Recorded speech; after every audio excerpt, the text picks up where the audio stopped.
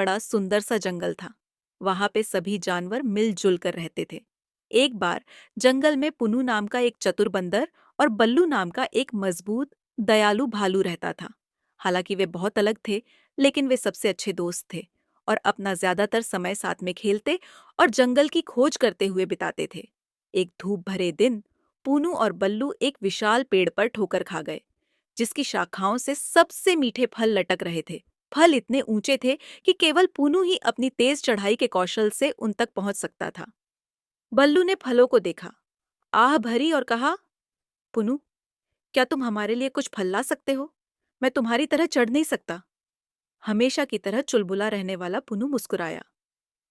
बेशक बल्लू, लेकिन चूंकि मैं ही सारा काम कर रहा हूं, इसलिए मैं ज्यादातर फल रख लूंगा और तुम थोड़े से ले सकते हो। बल्लू को आश्चर्य हुआ, लेकिन वह धीरे से मुस्कुराया। यह बहुत उचित नहीं लगता पुनू। हमने पेड़ को साथ में पाया है और दोस्तों को बराबर बराबर बांटना चाहिए। पुनू ने एक पल सोचा और फिर कंधे उचका दिए।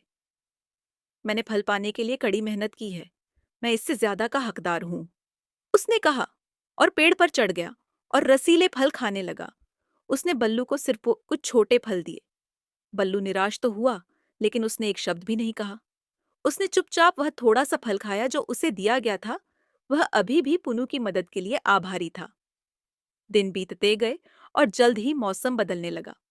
आसमान में अंधेरा छा गया और एक बार हरा भरा जंगल मुरझाने लगा। फलों के पेड़ों पर अब फल नहीं लग रहे थे और भोजन की कमी हो गई। एक दिन पुनू को भूख लगी और उसे खाने के लिए कुछ नहीं मिल रहा था। उसका पेट जोर जोर से गड़गड़ा रहा था। वह जंगल में भटकता रहा और घंटों खोजने के बाद उसने बल्लू को एक गुफा में देखा। दयालु भालू ने कुछ खाना इकट्ठा किया था और चुपचाप भोजन का आनंद ले रहा था। पुनू शर्म और भूख से लथपथ बल्लू के पास गया। बल्लू, मुझे बहुत भूख लगी है। क्या मैं तुम्हारा कुछ खाना खा सकता हूँ? बल्लू ने पुनू की तरफ देखा और मुस्कुराया। बेशक पुनू, दोस्तों को हमेशा एक दूसरे की मदद करनी चाहिए, चाहे कुछ भी हो।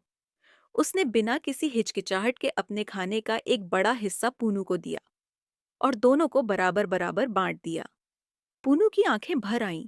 उसे एहसास हुआ कि जब उसके पास जरूरत से ज्यादा था, तब वह कितना स्वार्थी था। मुझे बहुत खेद है बल्लू, मैंने पहले अपने हिस्से से ज्यादा लेकर गलती की थी। तुमने मुझे सिखाया है कि सच्चे दोस्त एक दूसरे को बांटते हैं और एक दूसरे की परवाह करते हैं। अब से मैं एक बेहतर दोस्त बनने का वादा करता हूँ। बल्लू ने पुनू को गर्मजोशी से गले लगाया और कहा, हम सभी गलतियां करते हैं पुनू। महत्वपूर्ण बात यह है कि हम उनसे सीखें।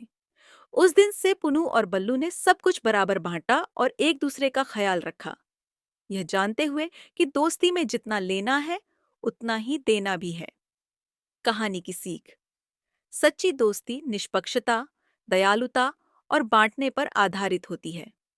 जब हम दूसरों की परवाह करते हैं, तो वे भी बदले में हमारी परवाह करें। Request, please subscribe.